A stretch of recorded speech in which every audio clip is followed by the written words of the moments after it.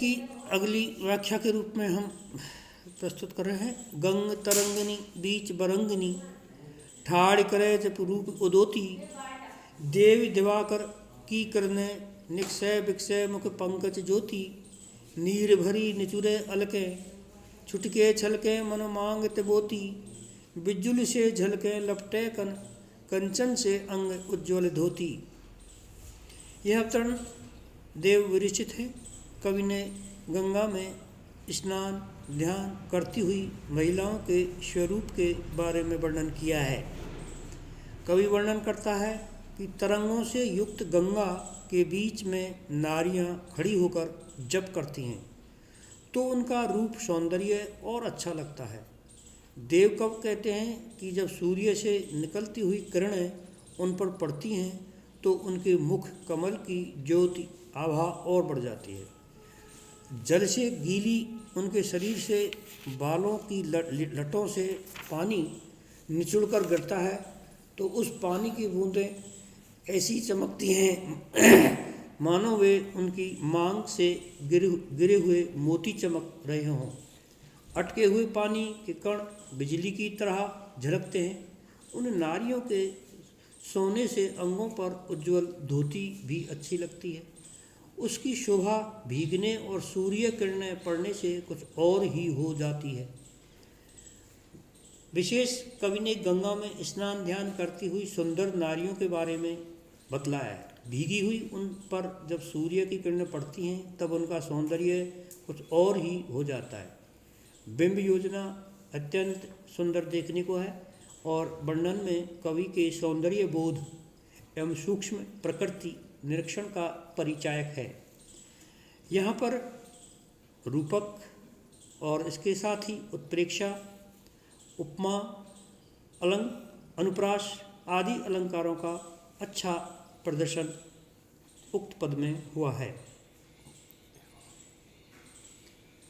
ऐसो जहों जानत कि जेहि तू बिखे के संग, ऐरे मन मेरे हाथ पांव तेरे तोड़ तो, आज लो ही कत नर नाहन की नाहि सुनी, नेह सो निहार हार बदन निहोर तो, चलन दे तो देव चंचल अचल करी, चाबुक चेतावनी मार मुँह मोर तो, भारी प्रेम पाथर नंगारो दे गरे सो बांधी, राधा बर विरुद्ध के बारदी में बोर तो।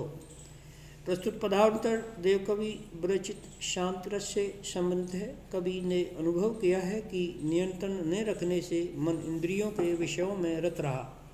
कवि को बड़े लोगों की हाँ में हाँ मिलानी पड़ी। कवि को पछतावा है कि यह सब परिणाम उसे पहले ज्ञात नहीं था।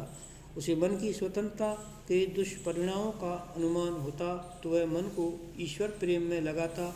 यही सब वर्णन यहाँ किया गया है। कविदेव सांसारिक आसक्ति से ग्रस्त अपने मन को समझाता है कि हे मेरे मन, मुझे यह ज्ञात नहीं था कि तू मुझे कहीं का न छोड़ेगा। यदि मैं पहले से यह सब जानता होता कि मन सांसारिक विषयों में लीन हो जाएगा तो मैं तेरे हाथ पैर तोड़ डालता। आज तक मुझे कितने ही बड़े बड़े आदमियों की नाहीं सुननी पड़ी है और मैं विवश होकर प्रेम से उनके चेहरे ही निहारा करता रहा हूँ। पहले मुझ में समझ होती तो मैं अपने चंचल मन को अचल बना देता, इसे नियंत्रण में रखता। मैं चेतावनी रूपी कोड़े मार मार कर इसका मुँह विषयों की ओर से मोड़ देता। मैं बहुत अधिक प्रेम का पत्थर इसके गले में बांधकर इसे डंके की चोट पर घोषणा करके राधा के यश रूपी समुद्र में डुबा देता। विशेष इसमें कवि कहना यह चाहता है कि अज्ञानवश मैंने अपने मन पर नियंत्रण रखने की ओर ध्यान ही नहीं दिया। परिणाम यह हुआ कि यह विषयों में आसक्त रहा। मुझे बड़े लोगों की चापलूसी सी करनी पड़ी जो गौरव की बात नहीं थी।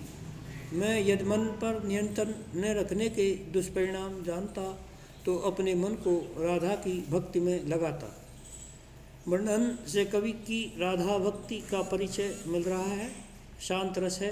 कवि मन की स्वतंत्रता को अच्छा नहीं मानता। विषयों में आसक्त रहना जीवन को बर्बाद करना है, ऐसा उसका मानना है। प्रस्तुत पद में अनुप्रास यमक रूपक अलंकार है। मनहरण कवित छंद की गति अत्यधिक प्रशस्य है। गर्म हो गया। हाँ जी।